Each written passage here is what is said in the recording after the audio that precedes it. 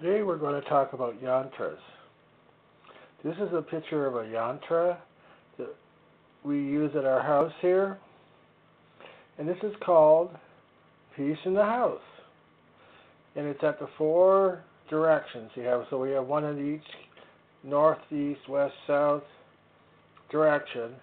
And every morning we go around in a clockwise direction, touching each one of those, saying peace in the house.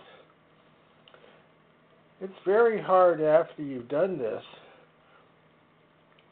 to think of being angry at people, because you just said you're going to make an effort to be at peace with the people around you.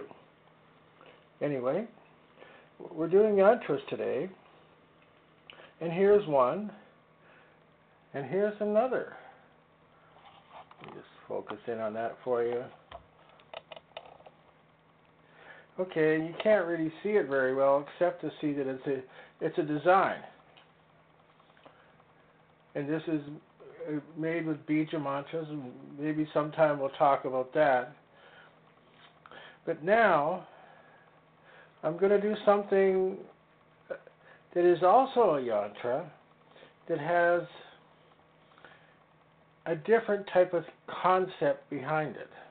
Let me focus up here, because I'm going to sit down in just a minute. And now, I'm going to go in a clockwise direction around you. Can you feel the energy? So what I'm going to do is sit down now that I've gone around.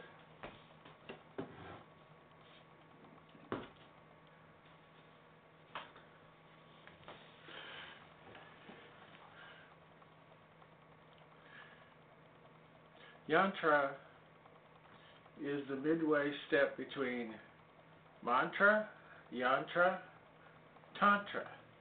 Tantra is a weaving of your thoughts and feelings.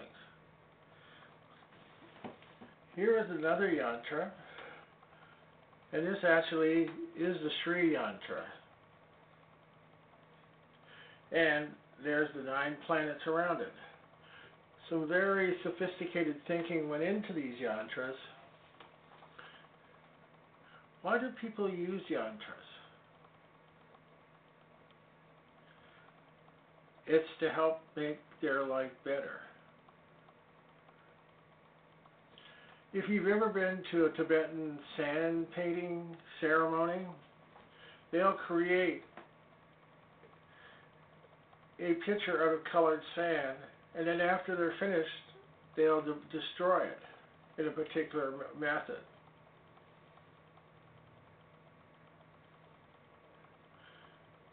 Yantras help concentrate your mind around an idea.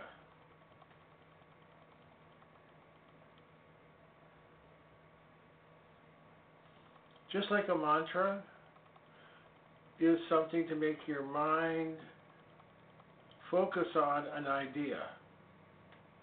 Manas is the Sanskrit word for mind, so man, and tra becomes mantra, so this is a tool for thinking.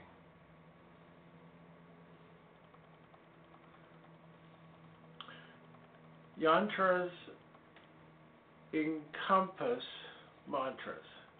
So you'll see many yantras with mantras attached to them. And there's a lot of thought behind those.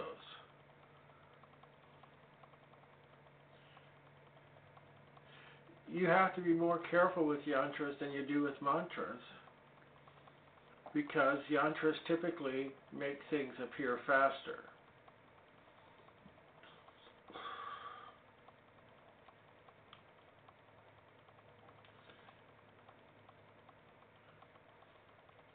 I think, in a way, we can be considered, our body as a yantra.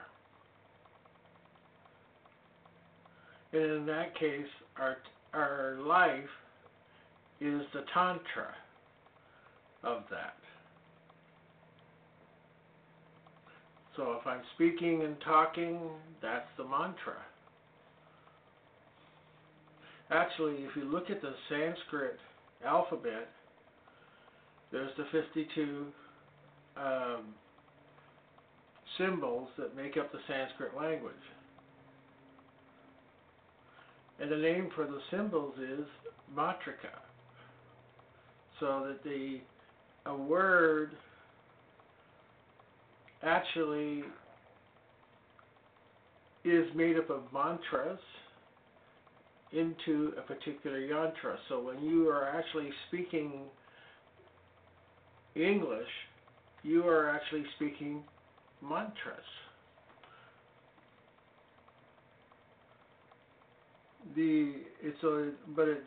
Sometimes the symbolism is mixed up, so you get mixed up results compared to the same statement in Sanskrit.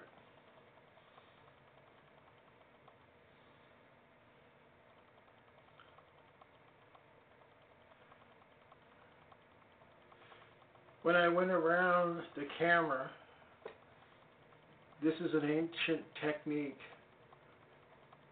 in Tantra for getting control of what's in the center.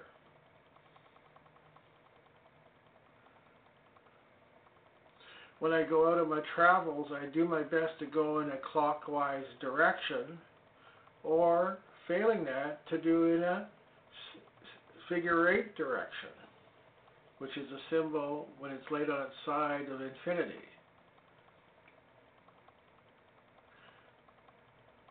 All of these are tricks to help you get control of your environment.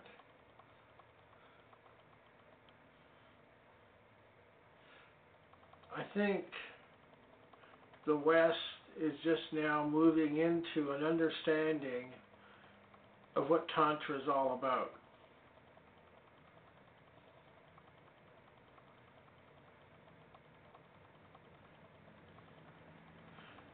So I guess my statement to people that are watching this is sort of an introduction to the idea behind the Yantra.